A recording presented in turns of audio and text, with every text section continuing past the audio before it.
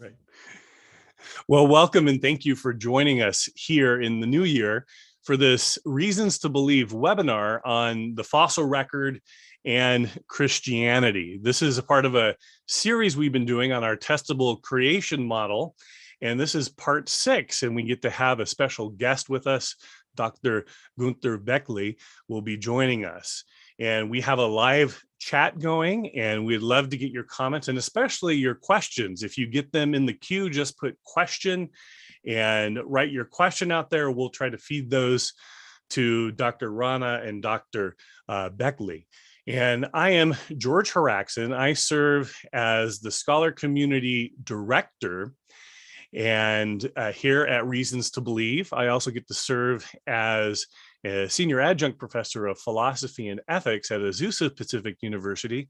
So this topic is going to be way out of my field, and I'm going to be listening in like you to our two guests here talk about the fossil record, paleontology, how it relates to Christianity, and how we can think about these subjects. So let me introduce our two participants.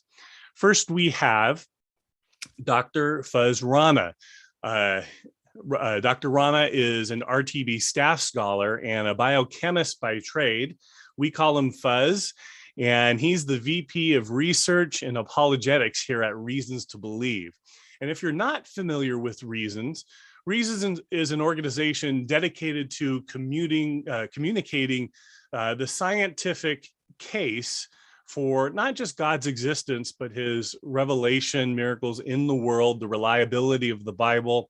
And we love sharing that with people who are Christians, but also those who might be a little bit more skeptical or asking lots of questions. And so we like to talk about, I have my mug here, sound science and testable truth is what we are about. Dr. Rana earned his BS in chemistry with the highest honors at West Virginia State College and a PhD in chemistry with an emphasis in biochemistry over at Ohio University here in the States. He pursued postdoctoral studies on cell membranes at the University of Virginia in Georgia and worked as a senior scientist in research and development at Procter & Gamble. So Fuz has background in the academic world, but also in the professional world as well. I think I have here next to me Fuz's latest and new book, Fit for a Purpose. And in that book, Dr. Rana invites the reader really to discover this world, this fascinating world of chemical and biochemical fine-tuning, as well as to contemplate the question, if the universe is fit for life, an anthropic principle in the universe, and biological systems are fit for their role in life, is it possible that everything is fit for a purpose? So we invite you to engage with Dr. Rana's new work, plus many others that he has done. And he has a blog here at reasons.org, which you can engage with as well.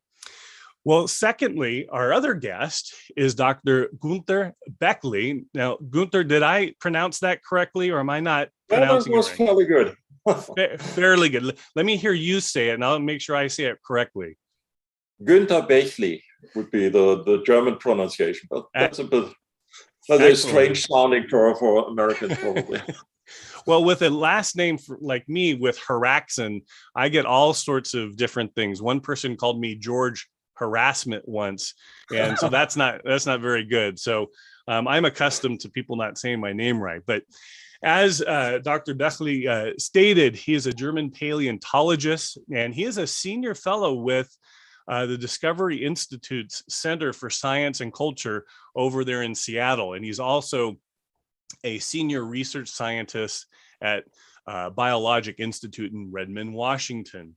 Now, his research focuses on, and he's going to talk about more about this along with Fuz, but his research focuses on the fossil history of insects. And arguably, Dr. Bechly is the world's leading expert on fossil dragonflies. Now, real quick, just for my interest, Dr. Bechly, what got you interested in dragonflies? I was collecting insects since early childhood and was collecting butterflies and beetles and so on. And of course, when you then study biology, you have to specialize. And then beetles and butterflies weren't that good as group because you have hundreds, thousands of species, so you would have to specialize on one family at best. So dragonflies sounded attractive because they are a smaller group. When I started, they were under-researched in terms of their fossil history. And they are fascinating beasts with these colors and these helicopter-like flight abilities and these very high resolution compound eyes and so on. I like them and enjoyed looking into their life history and fossil history. Yeah, fascinating creatures.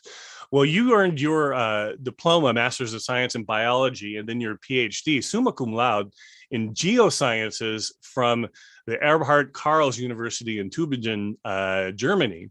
And you have authored or co-authored about 160 scientific publications, including a co-edited book published by Cambridge University Press, and a number of other popular books, popular science books on evolution and some of the things we'll talk about here.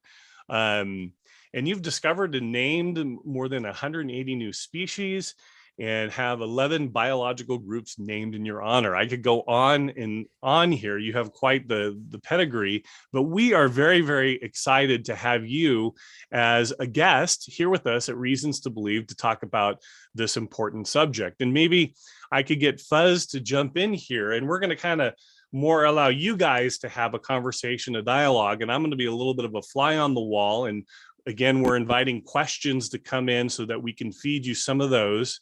But Fuz, maybe you can start, and Günter can comment. We are here at Reasons to Believe. Dr. Bechly is over at the Discovery Institute. What are some of the shared endeavors of the two organizations, and where do we differ a little bit? Perhaps people would like to know a little bit of those similarities and differences. Sure. Well, I'll start, and then Günter, you can jump in.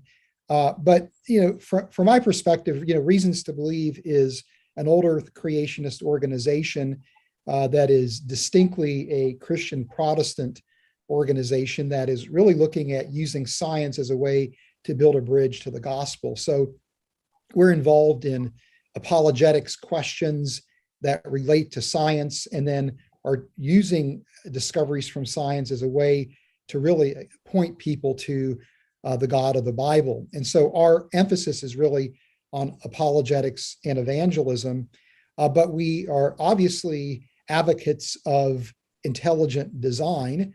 And, also as old Earth creationists, we are skeptical about facets of the evolutionary paradigm. And so I think that is where you would probably see the greatest overlap. But I think, to me, the big difference between the Discovery Institute and RTB is really maybe the mission of the organization. But in terms of the types of content that we generate and work with, there's a significant overlap, to be clear.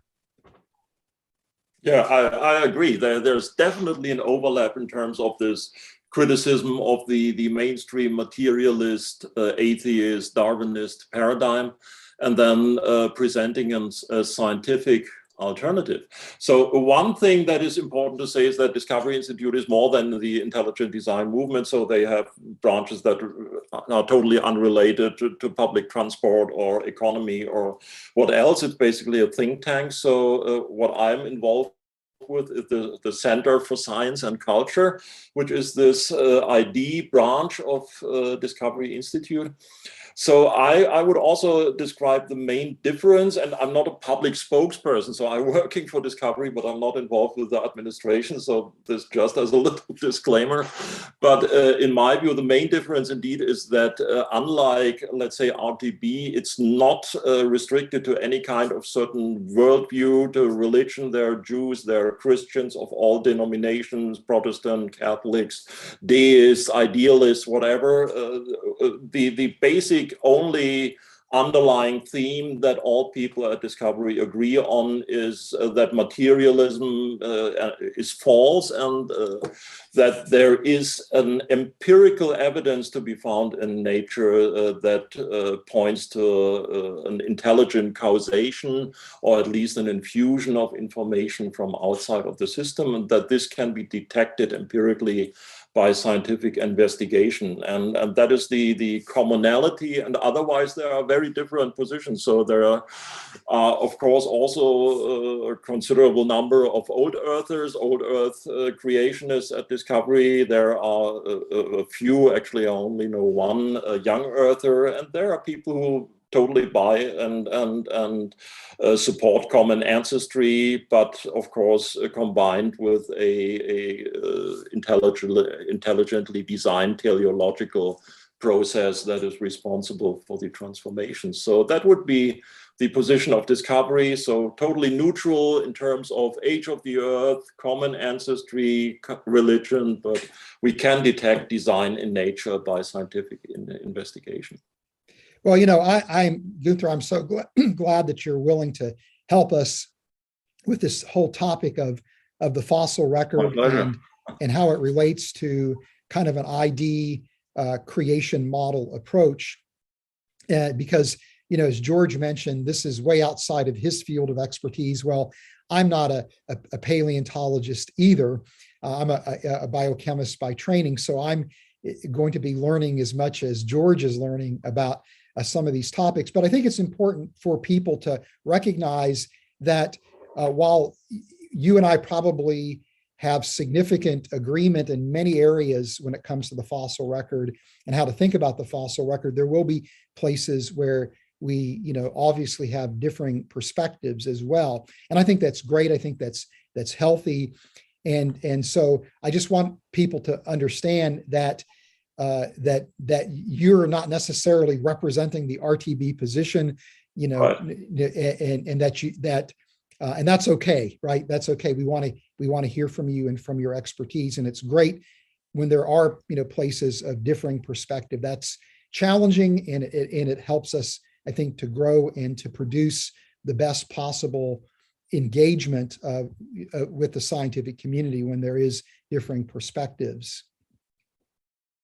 Yeah, actually, that is one of the points that I enjoyed very much when I moved, let's say, from my former Darwinist position to the ID movement, and experience more this openness that we can be really open to follow the evidence wherever it leads, if it is common ancestry or not, if it is pointing to special creation, if it is whatever, you can really find out what is best explaining the data that we see without any kind of worldview restrictions. And that is something that I didn't really feel in the final, not moments, but the final period of my involvement in, let's say, the Darwinist community, where you really experience that there are limits, what is allowed, these kind of thinking restrictions. And I think that is, even if we have some differences in some minor issues, but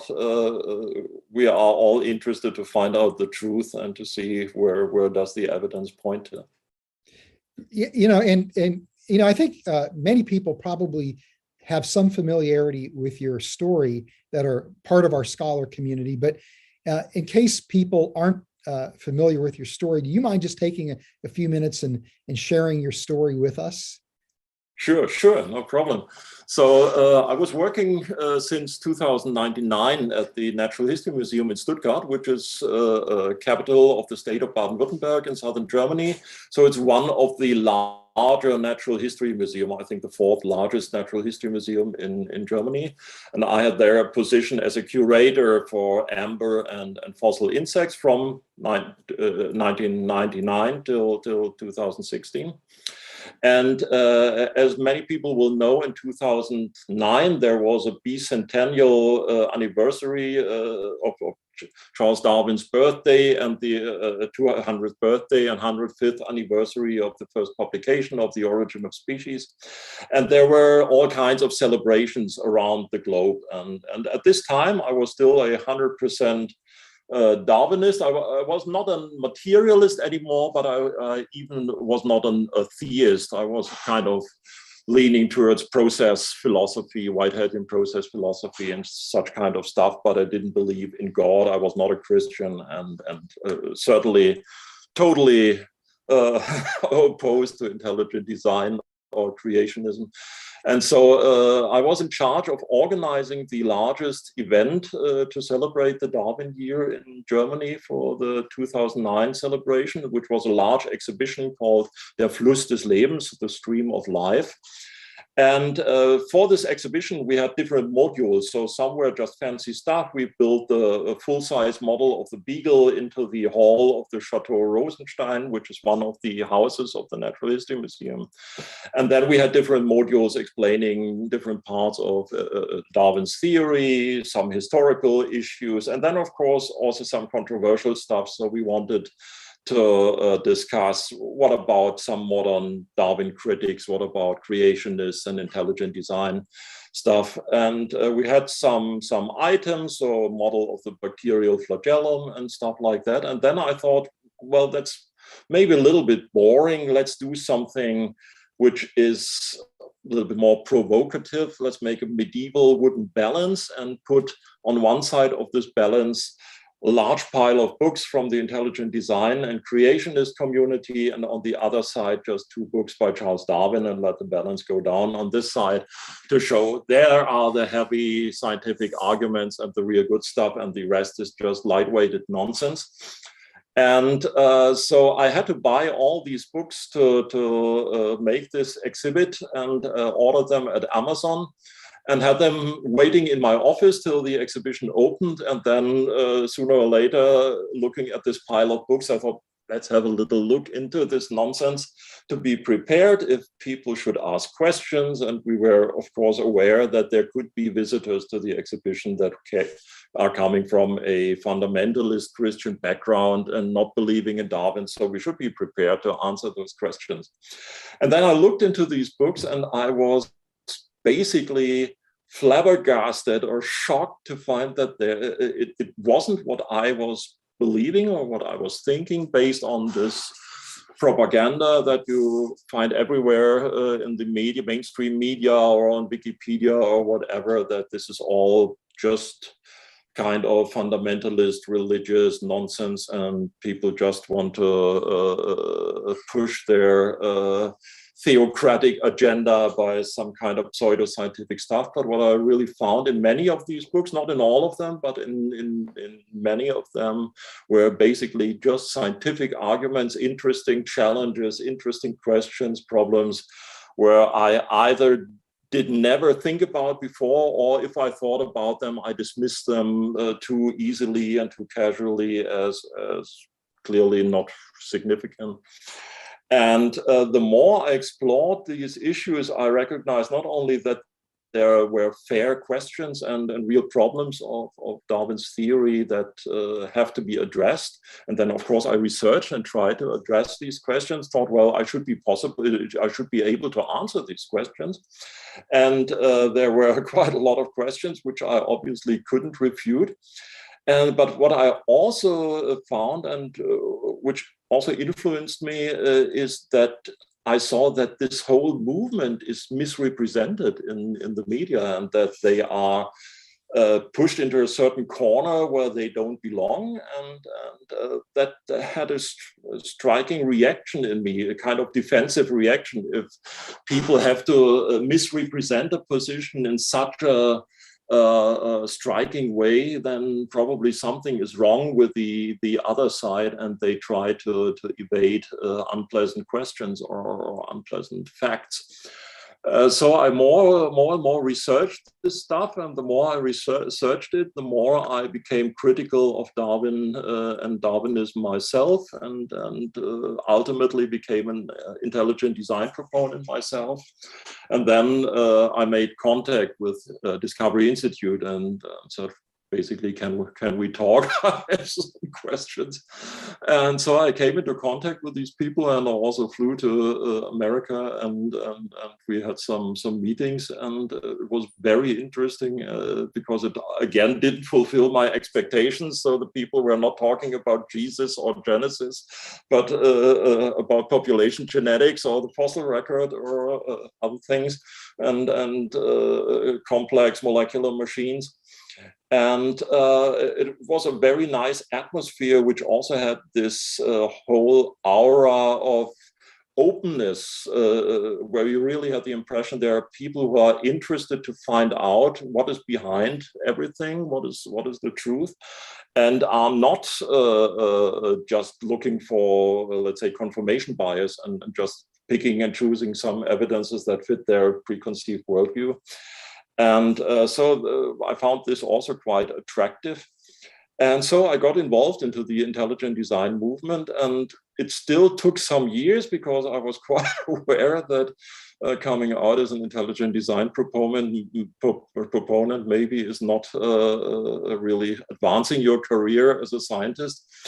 And I was not a Christian at this time, so I didn't have really incentive to go public with my views, and more or less pursued them as a kind of private intellectual enterprise. But in the course of this whole development, of course, when you doubt Darwin, then you ask, well, what could be responsible for the design? And then you ask some questions. Could some of the mainstream religions be true? And then I researched this stuff as well, and looked into a lot of apologetic resources and arguments against materialism, for theism, and for Christianity in particular. And after several years, and that was a very long journey with a lot of back and forth, where when I talked with friends, defended Christianity, and when I was alone in my room, I thought, do I really believe this stuff? So it was a very long development, but ultimately I became a Christian, not for the scientific reasons. Actually, I don't have theological problems with Darwinism. My problems with Darwinism are basically just scientific. It was more philosophical arguments for theism and historical arguments for the reliability of the Gospels and for the resurrection that convinced me of Christianity.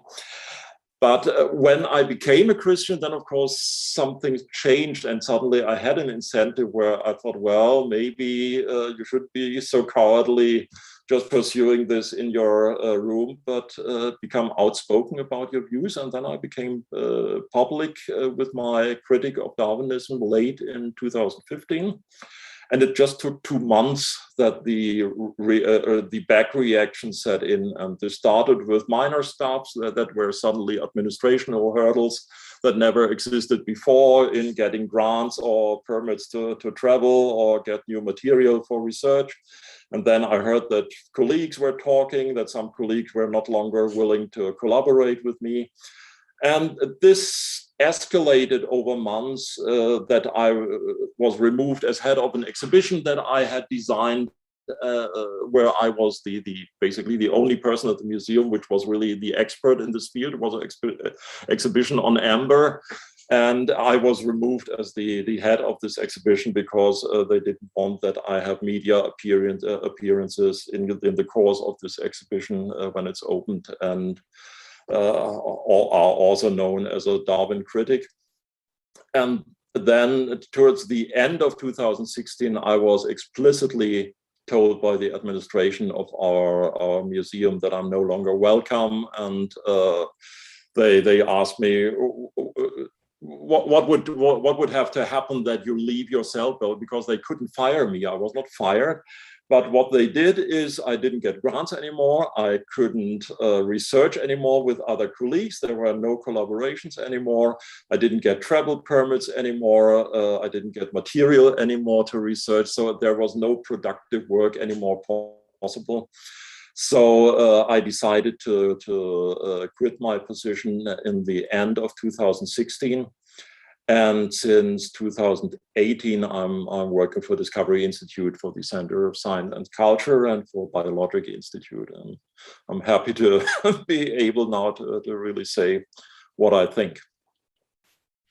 Well, thank you, Günter. That's just an amazing story.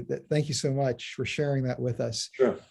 Well, you know, the purpose of this webinar is to talk about the RTB creation model when it comes specifically to the fossil record. And just as a quick review, the whole point about the creation model approach is to take our views of how we believe God created in light of the creation accounts that we see in the Old and the New Testaments, and reformulate them in the form of a scientific model where we make, very explicit predictions about what we think should be discovered if indeed our perspective on the creation accounts is indeed correct. The idea behind the creation and model approach is not to necessarily advance an alternative model, with respect to the question of origins, but it really is meant to be an apologetics tool that is really designed to elicit engagement on the part of people that are skeptics. And so oftentimes we hear this challenge that, creationism or intelligent design isn't science because it's not testable. What is your model? What is your model? And so this is a way to say, well, look, it is possible to actually produce a model. And here are what we think are reasonable predictions that flow from our model and invite, again, testing of our ideas. It doesn't mean that if our model is invalid, that Christianity is invalid, but it really becomes a tool for engagement as opposed to just simply presenting arguments. It's a way to move beyond that and to engage people. And, our creation model goes from the origin and the design of the universe to the origin and design of life, the history of life, the origin, of humanity, and even the future destiny of the universe and of humanity. So it's an expansive model. And when it comes to the fossil record, we are of the conviction that there is a creator that is responsible for the origin and the design of life and for the history of life. Now, in our approach, we allow for evolutionary processes to happen to a limited extent, but we would argue that there are very clear instances where a creator must have intervened to bring about his creative purposes, and that we should see evidence for this when we examine the fossil record. And so probably the two most prominent predictions of our model is that we would expect to see at least major groups appear suddenly in the fossil record, and we would expect to see stasis being a prominent pattern in the fossil record. We also, with our model, look to provide explanation for things like shared biological features, for the mosaic forms that we see in the fossil record that are often interpreted as transitional forms, as well as patterns that we see in the living realm, such as nested hierarchies. So that would be our model in a very broad sense. And so, Günter, the reason you're here today is really to help us have a good assessment of the fossil record in terms of, does the fossil record support our model? Where maybe is our model deficient in light of the features of the fossil record? And then also, are there challenges to kind of an unguided evolutionary materialistic approach to the fossil record? I mean, in other words, is there legitimate reason to think that maybe a materialistic perspective, can't account for the fossil record? So that's what we're hoping to accomplish here. So it's a big order, but we're grateful again for your involvement. Let me start off by asking you this question. In terms of the two broad predictions that our model makes, do you think that the fossil record supports those broad predictions? And then, maybe let's broaden the question a little bit more. What, in your view, in the fossil record really speaks about the necessity of design or of intelligent design? Right. Yeah, so good news first. I think the fossil record does really support not only this model, but basically any kind of model that is, let's say, saying that groups appear more or less suddenly and abruptly in the history of life, by which kind of process, whatever. Of course, the fossil record does give us a direct information about the mechanisms that are responsible for the visible appearances of new groups or new body plans or maybe possible transformations. But what we see is that these appearances are indeed abrupt, and not just in some exceptional cases, but basically in all periods of Earth history, in all groups of organisms, in all biogeographical regions. So it's present in protists, it's present in plants, it's present in the invertebrate and invertebrate animals.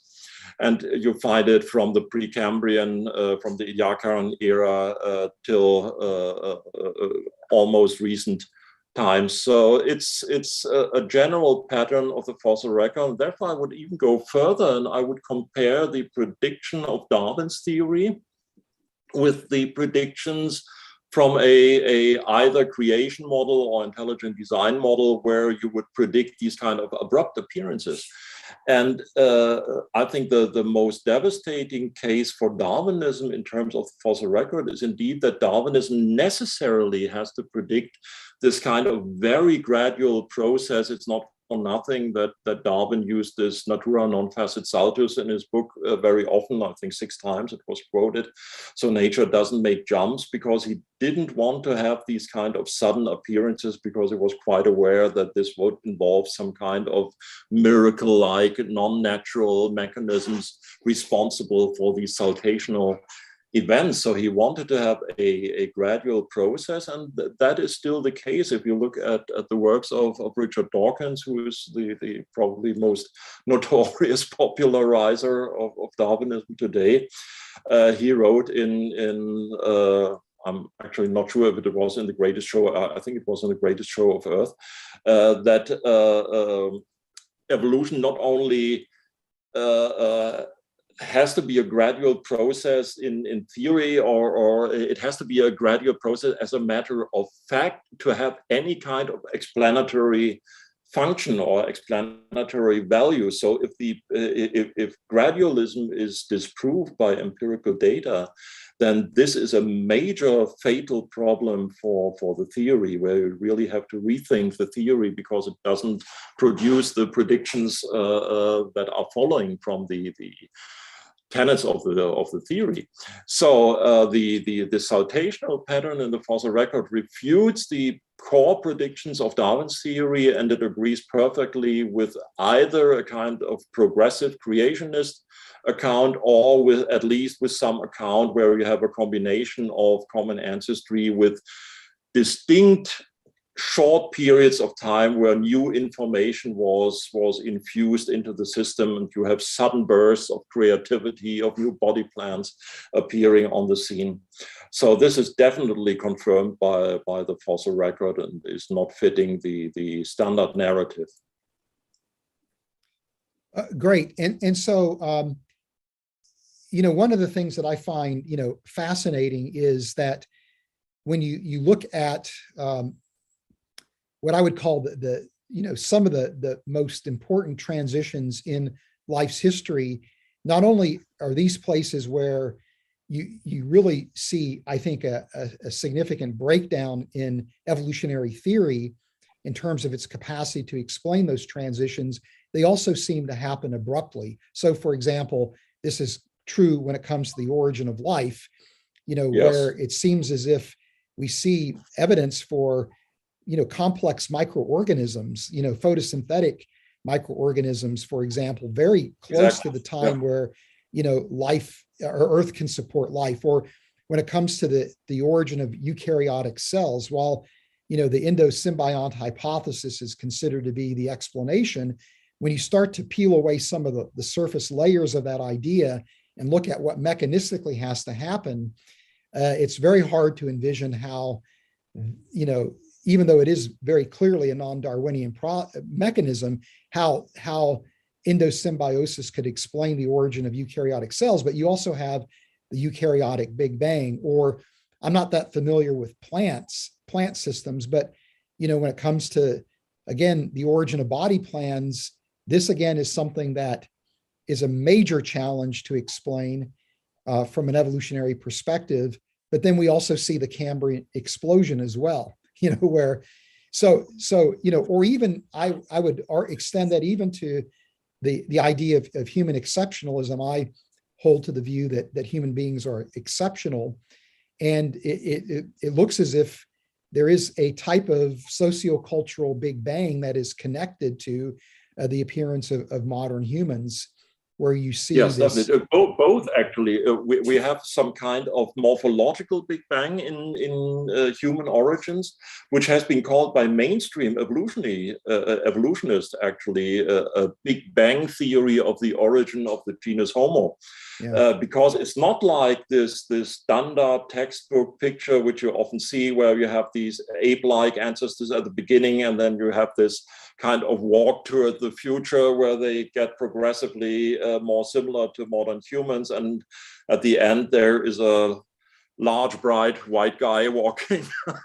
And that's not how the fossil record of hominins is looking like. You have on the one side, you have these ape-like forms, the Australopithecines, and then you have a gap, and then you have basically the genus Homo, where already Homo erectus, if you look at the technical literature, and I'm currently writing on a longer manuscript on this question of how many species of Homo are there, is that there is so much disagreement among specialists if they look at the same material on the same bones. Is this a Homo erectus, or is it maybe an archaic Homo sapiens, or depending often only on the dating or the circumstances where the material was found, that we definitely have a saltation at the origin of our own genus. And then, as you said, this origin of modern thinking, of symbolic thinking that is related to production of art, of jewelry, of carvings, ivory carvings, cave paintings, that is related to an event that has been called the creative explosion, or the Upper Paleolithic human revolution, where we find all these evidences for symbolic thinking appearing about between 40 and 50,000 years ago, suddenly. And if you look again at the Darwinist literature, they are speculating maybe there was some mutation, rewiring of the brain that led to this maybe related to the origin of language, or so something clearly happened. And of course, from a Christian perspective, there is a temptation to correlate this with the origin of the image of image bearer of God, with the appearance of symbolic thinking and really human-like behavior. So as you said, this pattern goes from the origin of life, which happens directly 3.8 billion years ago, is now our earliest evidence, indirect evidence from geochemistry, but also fossil evidence for photosynthetic organisms. And that is crazy if you think how complicated the physiology and the involved proteins for photosynthesis are, to find this at the very origin of life, at the very first time where life was possible in the oceans at all, because prior to 3.8 billion years ago, you had this event that is called the Late Heavy Bombardment, where in an article in the journal Nature some years ago, it was said that the oceans were totally evaporated globally several times by large meteorite impacts. So they were basically sterilized. So life was not possible before, and boom, immediately after that, you have the first life. And then you have, you ask for plants, so that there you have exactly the same pattern. The origin of the first land plants are called the Siluro-Devonian terrestrial revolution. And these names are telling, because when mainstream evolutionists use these terms, revolution, explosion, Big Bang of blah, blah, blah, of course, these names already tell you that they are not talking about gradual events. No revolution or explosion is a gradual event. So they are quite aware that these are saltational events. And the same with the origin of flowering plants, what Darwin already called the abominable mystery. And with the origin of mammals, we have the same pattern. All these mammal orders appear in a very narrow window of time in the lower tertiary. And there's an interesting conflict with data from molecular clock studies. And we have now a lot of molecular clock studies available. There's a data bank on the internet called timetree.org, where you can look for yourself when did certain organisms split according to these molecular clock estimates. And this almost never agrees with the fossil record. And it's off on a basis that is statistically significant, where you can no longer appeal, well, maybe it's just we haven't found the oldest representatives, or the fossil record is incomplete. There is really a mismatch between the predictions of the theory and the really empirical data of what happened in the history of life. So Günter, maybe we could move into a discussion of some of the features of the fossil record that really kind of challenge the notion of an unguided materialistic evolution. And again, the idea that there's sudden appearances that we see throughout life's history. Is there a mechanism, an evolutionary mechanism that could account for those types of saltational changes? So maybe something like mutations to Hox genes or something like that. Yeah, this is of course claimed by evolutionists, and they appeal to this kind of Lego-like system where you have these Lego brick-like modules like the Hox genes, or these gene regulatory networks where you just have to turn on some switches and rearrange the Lego bricks, and boom, you get a new body plan. And the implicit claim in these alleged mechanisms is that you don't need new genes and you don't need new proteins, because they are quite aware. Of course, if you only have very short time available, that's too short to get a lot of new proteins and a lot of new genes.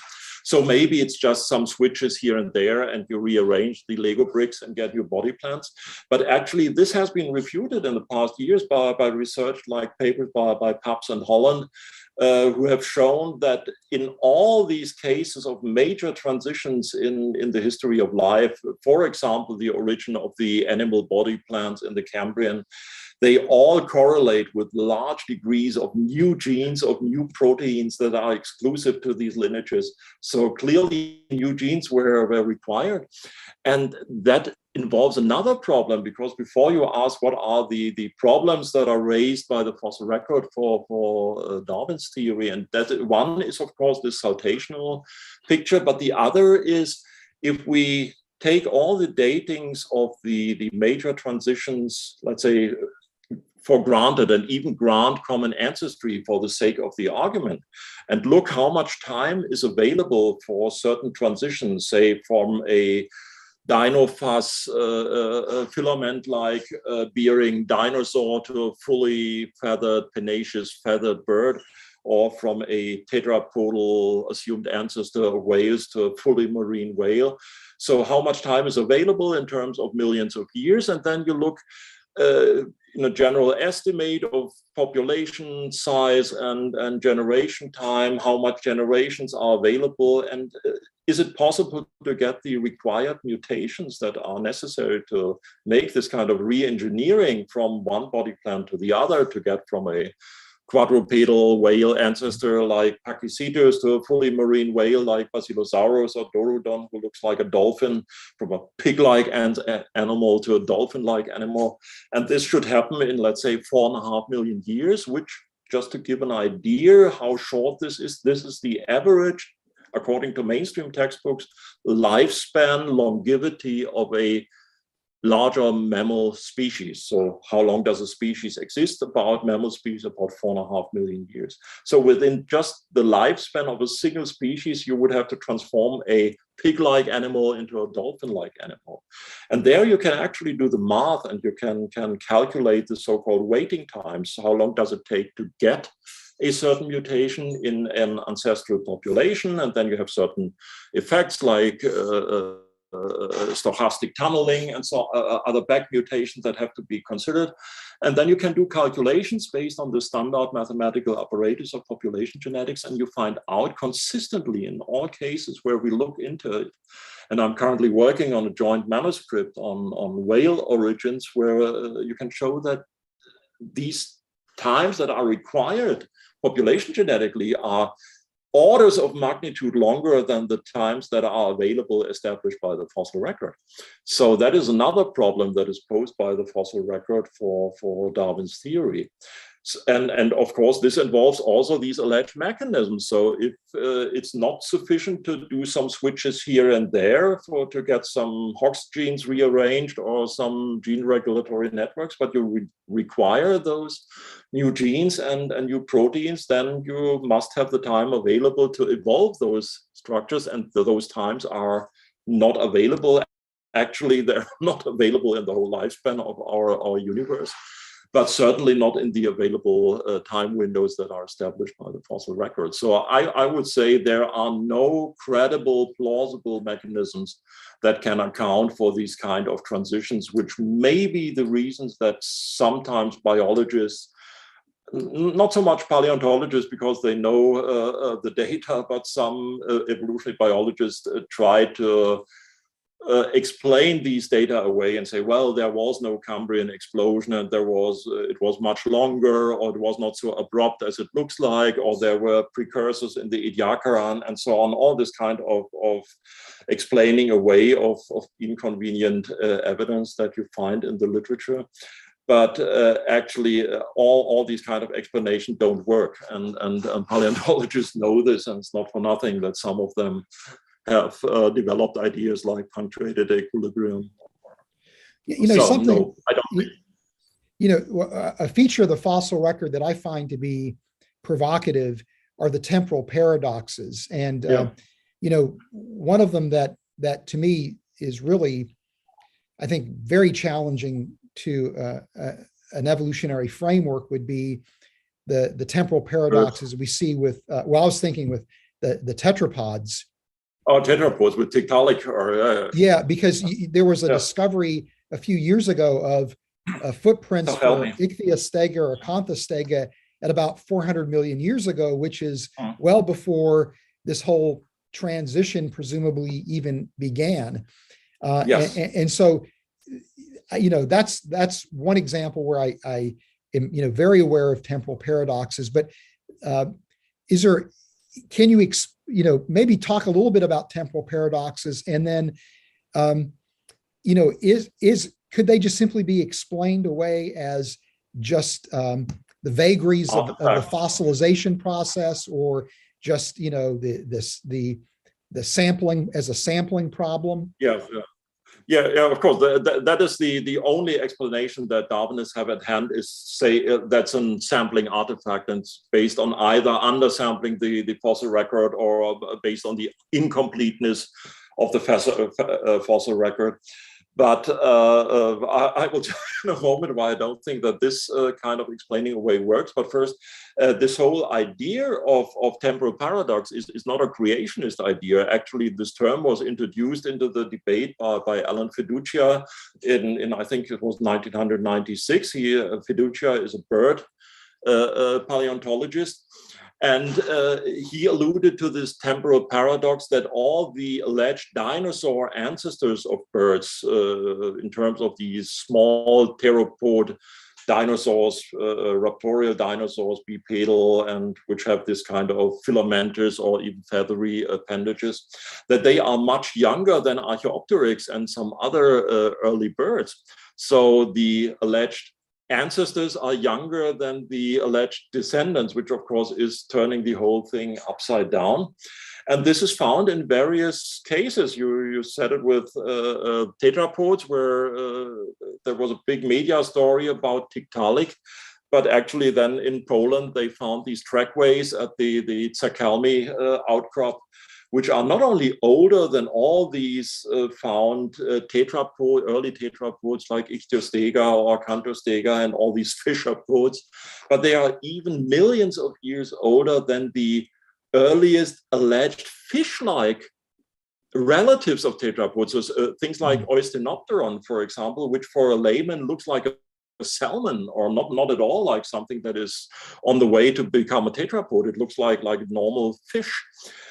So this is an example, and even in the case of whales, where I'm currently working on, we have good, very strong evidence that basilosaurids, which are the oldest, first really fully marine whales with a fluke and this whole body plan of that we find in modern whales, they appear between 51.5 to 49 million years ago, and their oldest alleged ancestors is just 41 million years ago. So there is a 5 to 6 million year gap. And there are a lot of finds, and that is the problem with to try to explain away this as an artifact of undersampling and of incompleteness of the fossil record, is that in most of these cases, if it is the bird dinosaur fossil record or the tetrapod fossil record or the whale fossil record, we have so many finds now, and we have statistical methods to test, is the fossil record sufficiently complete that we can estimate our gaps that we find plausibly to be explained as still not enough sampling, or are they a kind of signal from nature? Are they really data to be explained? And the way to find out is something that is called the collector curve. It's just you plot either the number of different species that have been discovered on one axis and the time on the other axis, or you plot the effort that you have to invest to find something new with the number of newly discovered forms. And then you get a curve where you see at the beginning, you don't have to invest a lot of time, a lot of grant money or whatever to find interesting new fossils. And then this curve flattens and you reach a point of saturation where you find the same stuff over and over again. And then you know that you have sampled enough to be sure that if you still have gaps, then these gaps are present really in the data and not because you were too lazy to sample sufficiently. And these tests have been done in most groups of fossil organisms. There are some groups where we still are on this trajectory where we have a steep curve where we haven't sampled enough, but in most groups we have sampled sufficiently. Of course, depending, because if you tell something like this to a Darwinist, they will say, well, but we know that only 1% of all species who ever existed became fossilized, and therefore you cannot say anything like that. But this is totally ignoring the fact that, of course, this finding depends on the hierarchy, on the level of the hierarchy we're looking at. Of course, if we look at the hierarchical level of species, then the fossil record will ever be incomplete, because fossilization is a rare process, and usually if something dies, it rots and it doesn't become a fossil. But if we look, let's say, on the higher taxonomical categories like families, for example, whatever a family is, of course, is more or less arbitrary what qualifies as a family. But what we mean by families is starting to be distinct in terms of macroevolutionary distinctness. So there's something different in the body plan that had to evolve. And if we look at the family level, for example, we have a completeness in vertebrates, or that of modern vertebrate families, more than 80% are represented in the fossil record. And we can extrapolate this into all different time horizons. So we basically know what was out there in terms of different body plans. We do not miss really a big picture of what happened in the history of life in different constructions of how animals looked like. What we miss is maybe there were 100 different species of T-Rex and we only know 1 or 2. And we didn't find all the other 80 species of T-Rexes, but that doesn't change the picture that the fossil record tells us in terms of abruptness of appearance of new body plans. So there is clear evidence that these temporal paradoxes cannot be explained away.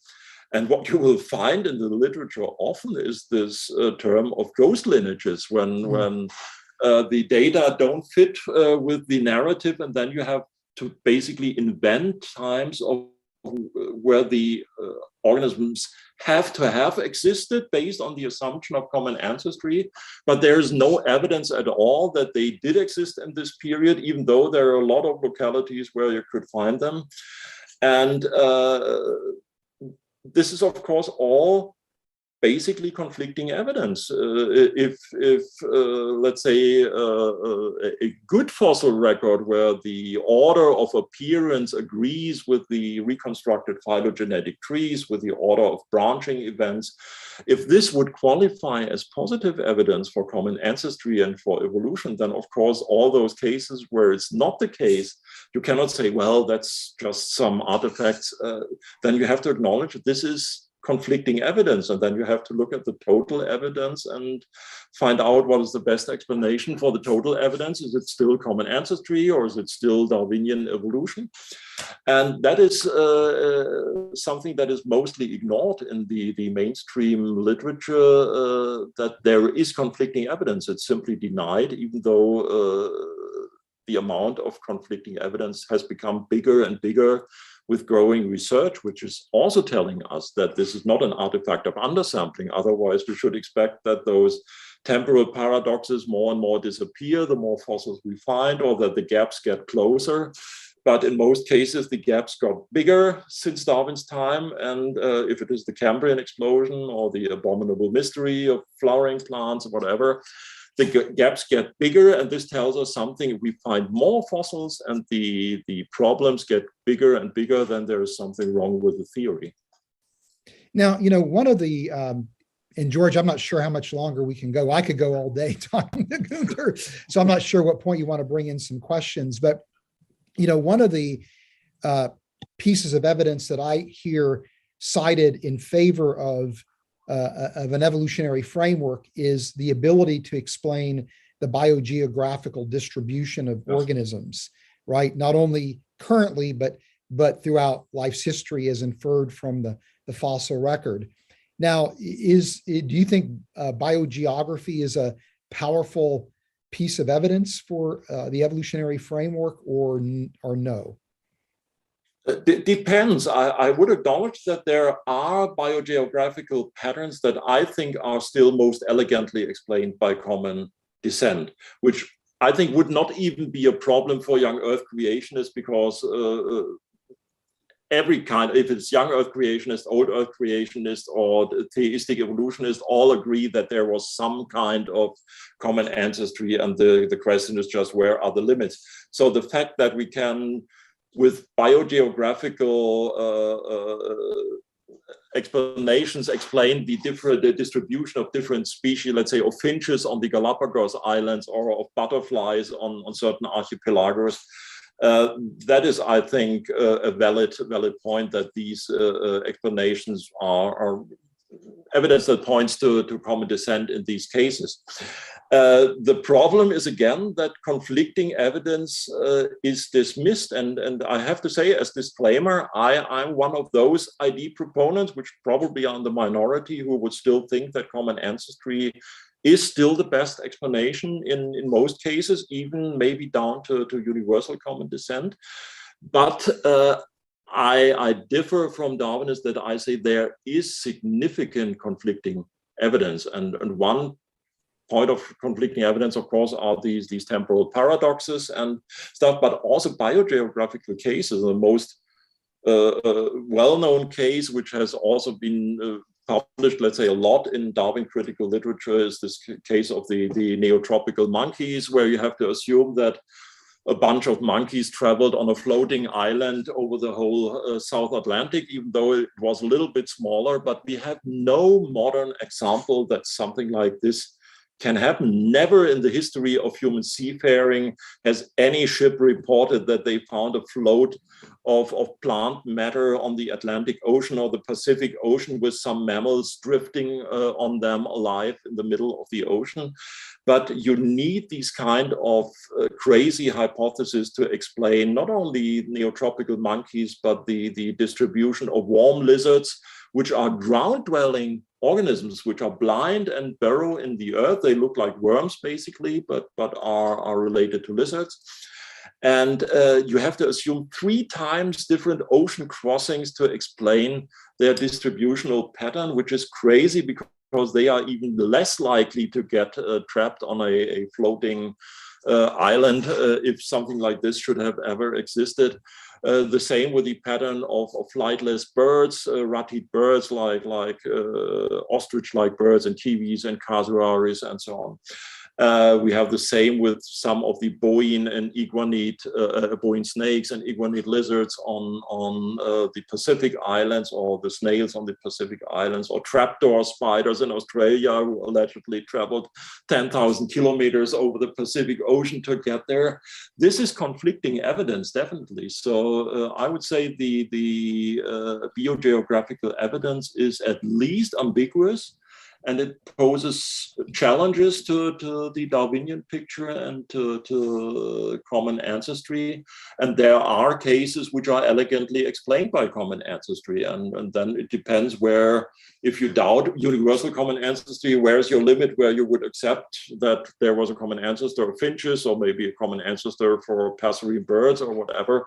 Where even a creationist could be fine with accepting this kind of explanation for certain biogeographical patterns. Fuz, maybe I can jump in with just a couple of quick questions. Perfect. Yeah, sure. Here. And Günter, I know you've touched upon some of these, but maybe in a little bit more rapid fire way, we can engage with some of them. Bob asked this question: how does a progressive creationist interact or engage with an evolutionary creationist or theistic evolutionist who really don't see the Cambrian explosion as a problem? How do you engage when this is a seeming problem, but then it seems to be dismissed? What are your thoughts? Well, I would say, well, look at the technical literature and see that the mainstream evolutionists have problems with this kind of event, and come up with all kind of different hypotheses. So it was snowball Earth caused the explosion of body plans, or it was the oxygen, or it was the rewiring of the gene regulatory networks. And it's strange when you have to come up with very, very different explanations. They don't converge on a certain kind of common truth. This shows they are desperately looking for an explanation, but they cannot find a consensus. Well, that's it, that can explain it. Otherwise, they would come to a common explanation. So it's not like older creationists or Darwin critics come up with this stuff and introduce this into a discussion, but really this is not discussed in academia.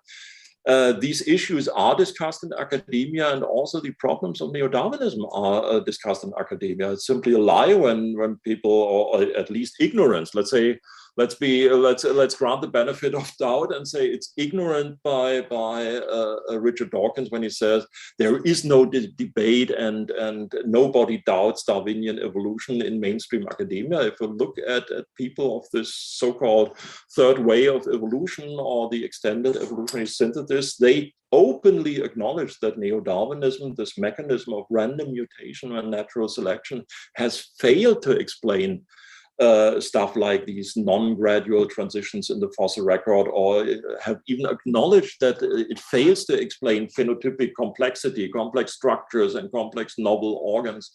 So this is really discussed in the mainstream academic literature. And so I would just point to that and then say, look at the literature and then start to think yourself if there's something maybe wrong with the standard narrative. Thank you. Here's a question for both Fuz and you, Günter. I don't know if you'll be able, if you want to address it, Günter, from the Discovery's perspective. Well, one person writes, Kirby writes, that Fuz has been somewhat skeptical of irreducible complexity arguments, yet people like Bechly and maybe others from the Discovery seem to affirm that. What would be both of your comments on using those kinds of arguments? Yeah, maybe Fuz first. Mm-hmm. Okay. And just let me preface this by saying that, I have an enormous amount of respect and admiration for Michael Bechly. And to me, I think that irreducible complexity, I'll say this, is a powerful marker for design, in that when human beings design systems, many of the systems that we design are characterized by irreducible complexity or integrative complexity, which is, pretty similar to irreducible complexity. So when we see irreducible complex systems, I think that's a reasonable thing to conclude that these systems are at least potential systems that can be designed. To me, I found that that particular line of argumentation doesn't seem to work well with many biologists, many mainstream biologists. And part of the reason is they would argue that that there is a mechanism that can explain irreducible complexity, which would be co-option, where you have intermediate systems that were essentially functioning, were essentially functioning in a different capacity than the final system, and that through co-opting pre-existing designs and cobbling them together, that you can produce, again, an irreducibly complex system. Now, I've yet to see anybody, save for one or two examples, even come up with a reasonable model for how that would take place, at least in molecular systems. That's where I've focused my attention. But part of my concern is that the way oftentimes people frame the argument really makes the argument, I think, vulnerable in this sense that the way I hear the argument go is that evolution can't explain irreducibly complex systems. We see irreducibly complex systems in biology. Therefore, these systems must be designed. So it's essentially making a negative argument, emphasizing what evolution can or can't do. My preference would be to say, the systems that we produce as human designers are irreducibly complex. Therefore, if we see these systems, it's reasonable for us to think that these systems are designed. Because when you make a negative argument, all that the skeptic needs to do is come to the table and say, well, here is a plausible explanation for irreducible complexity. Therefore, I don't have to listen to your argument. Now, I'm thinking about this in terms of apologetics, not in terms of maybe the way the ID community would think about irreducible complexity. So it's not that I'm,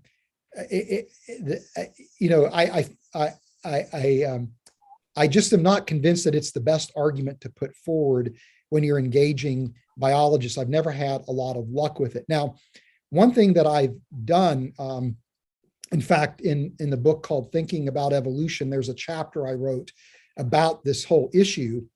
And I actually argued that I think work in biomimetics and bioinspiration actually may rescue the irreducible complexity argument as framed as the way many apologists typically frame it. And the idea here is that what we see with the activity of bioinspiration is the idea that designs in biology are inspiring engineering advance, inspiring new technologies. And yet, when we hear evolutionary biologists talk about evolution as an unguided process, they describe it as cobbling together new designs from pre-existing designs, where fundamentally these are flawed systems that are just good enough for survival, that they're not elegant systems, that they're kludge jobs, evolutionary kludge jobs. Well, to me, if that's the case, then why would you ever in your right mind turn to those kind of systems to inspire engineering? The idea that you're seeing engineering being able to draw from biology highlights the elegant design of these systems. And so, in other words, the claim that biological systems are flawed is deeply connected to this mechanism of co-option. And if indeed these systems are not flawed, then it means that they likely are not the product of co-option, which allows you to, I think, recover the impact that that's intended with the irreducible complexity argument. That was probably a lot and maybe not very clear and disjointed. But anyway, I'd be curious your thoughts, Günter. Interesting. So maybe another interesting thing is that it was not one of the arguments that especially convinced me either. So when I looked at the literature of ID very early, when I looked into the books during the time of this exhibition, I read the books by Michael Behe. But what impressed me was not the argument from, not totally not, but not so much the argument from irreducible complexity, but rather the arguments in his second book, The Edge of Evolution, this argument on malaria and the waiting time problem. So that said, if we look at irreducible complexity, this again is not an idea that intelligent design proponents or Michael Behe came up with. There was another guy who had this idea of irreducible complexity as problem for Darwinism, and this guy was Charles Darwin.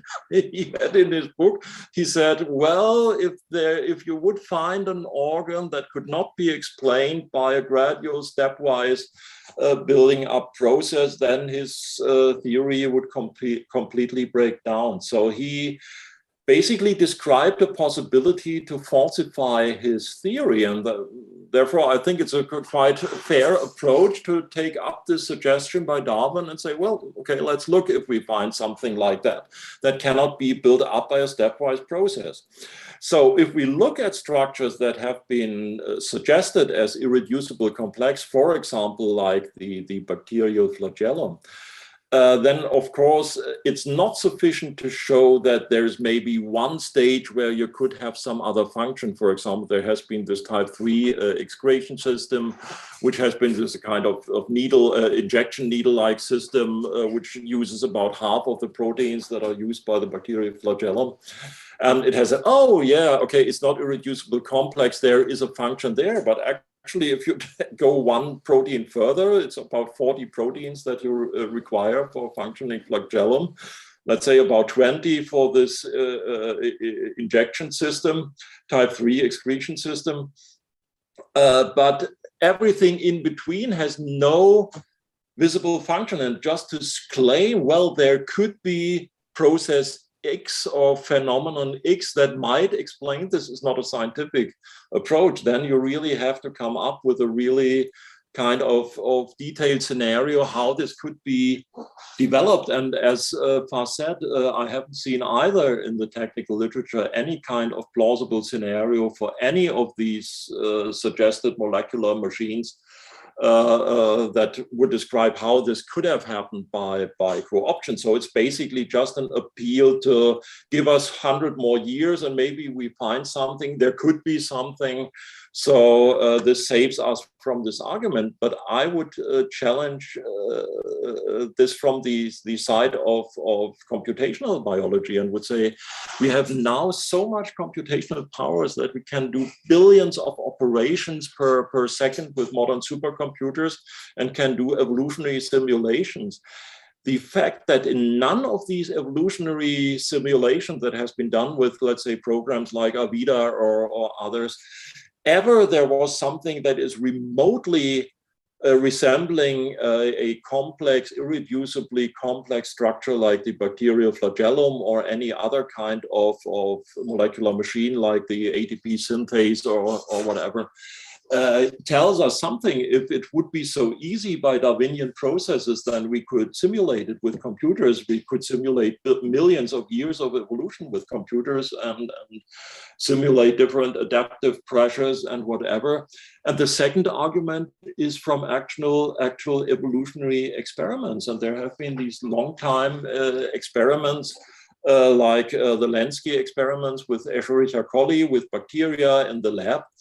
And maybe people who are not so much into the subject will say, well, these experiments just run for 30 years, so they don't really give us enough time to see if evolution could produce something like that. But you have to imagine that absolute time, you have to realize that absolute time is not relevant for evolution. What is relevant is the number of generations, the number of possibilities you have for mutations to occur. And actually what we have simulated in the lab with Escherichia coli more or less equals the complete evolutionary possibilities available in the history of vertebrate animals. Everything that happened there, from the origin of feathers to the origin of nervous systems or whatever.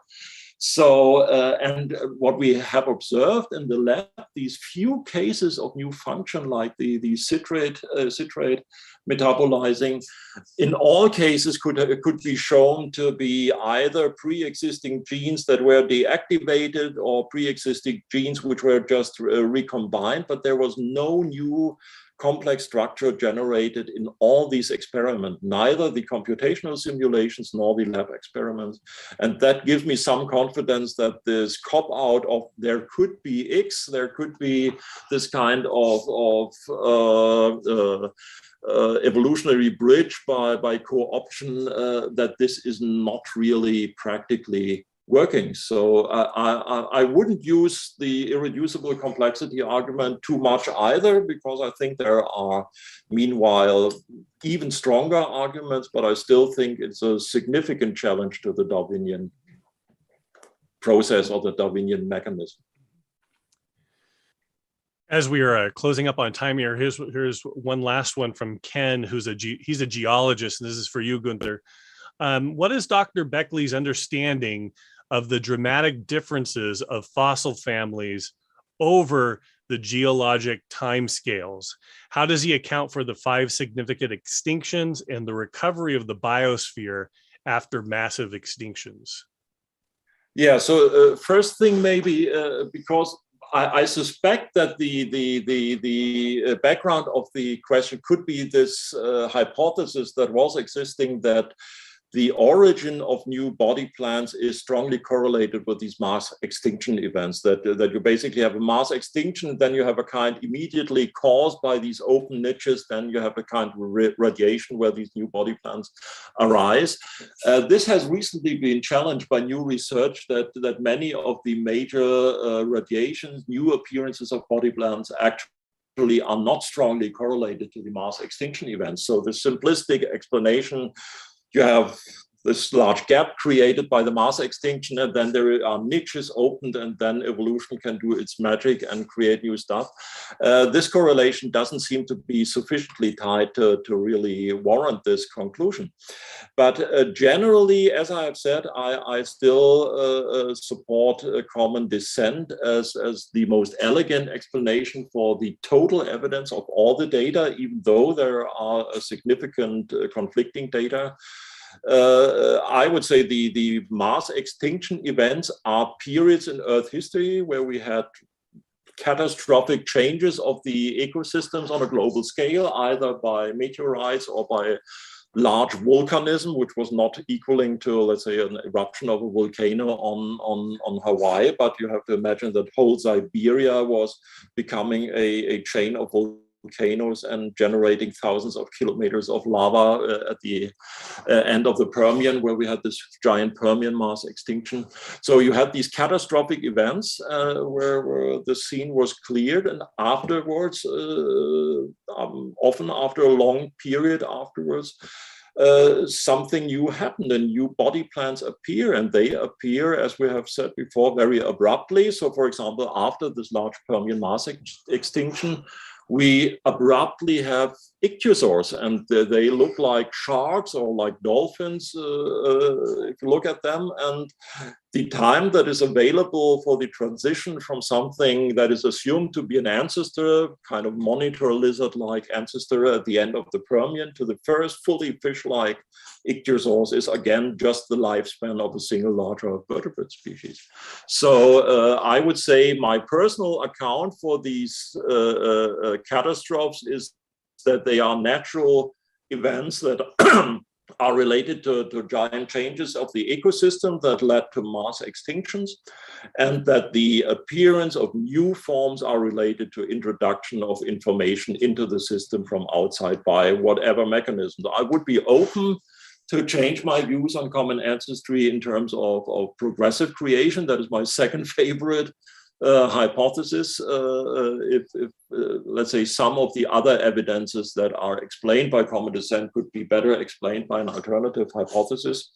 And in this theistic evolution monograph, where I co-authored a chapter with Steve Meyer on the fossil record and the question of common ancestry, we made an attempt what could explain certain phenomena that are well explained by common descent, these hierarchical nested pattern of similarity, which allow certain predictions based on the assumption of common ancestry that are not easily to be made just on the assumption of special creation. So there are attempts to do that, but they are not fully elaborated and not fully developed. So currently, I still think there is common descent, but with these infusions of new information into the system that then are responsible for these bursts of new diversity, of new body plans, of new forms of creativity, of life. So a non-natural, non-random, you could basically call it a kind of hopeful monster hypothesis, a non-random event, a non-random mutation on a coordinated scale in the whole population that transforms one form into the other in a geologically very rapid fashion. That would be my currently preferred view. Maybe one final thing, personal. What keeps you excited about study in your field? Fuzz first. What keeps me excited, just living systems are absolutely a marvel, and there's no ceasing to be surprised as we learn new things about living systems. They're just so remarkable and so amazing. I would much rather read a book on biology than any kind of book on fiction, because the scientific book is full of many more surprises and many things that are much more marvelous than anything that a writer of fiction could ever conceive of. Yeah, I sympathize very much with this. So it's one is this fascination by the wonders of nature. And you have to have this kind of curiosity and interest in nature to be a natural scientist. But especially in paleontology, it's this kind of window into the deep past, that you have this kind of time machine-like possibility to not only make certain educated guesses what happened in the past, but that you have real hard, in the literal sense of the word, hard evidence what happened in the past that tells you something about the history of the earth and the history of life. And that is really fascinating, and sometimes of course gives you these moments like in a kind of Indiana Jones movie where you find something new which you didn't expect, and have this whole excitement of discovery. So that is really fun. I wouldn't do it if it wouldn't be fun. Well, we want to thank you both for taking even a little extra time today. We greatly appreciate your time, Dr. Bechly. Fuz, thank you for hosting this conversation about the fossil record and Christianity. There's so much to go back to. You can see, Günter, your passion, your knowledge, your experience that a person could review going back through this recording. So we really hope that people will re-engage with that. And we look forward to hopefully doing this again. Like Fuz said, we love these conversations, and especially doing it with friends who are on a journey to find the truth. So we want to thank you for taking the time. I know it's nighttime there, so you'll need to get your rest, and we'll be finishing up our days here. Fuz and Günter, any final thought?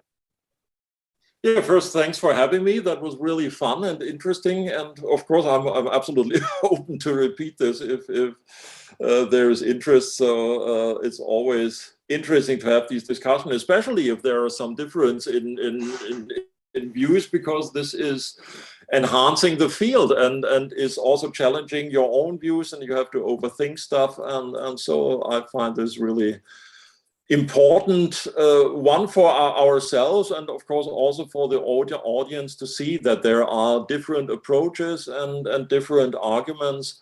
But as we have seen, all our arguments, at least on this side of the debate, agree on these core issues. And yeah, I hope people explore this more. And there's a lot of information out there on the websites of RTB and of Discovery Institute and Google and YouTube and whatever. So nobody has excuse nowadays not to find the information. You just have to sieve, let's say, the nonsense from the good information on the internet. Fuz, any comment from you? Just simply, I'm grateful, Günter, that you again took the time to be with us. And this is the second or third time we've done something together, and it's just been a delight every time to interact with you and to get to know you a little bit. And so I thoroughly enjoyed it. And if I have anything to do with it, we'd love to have you back again.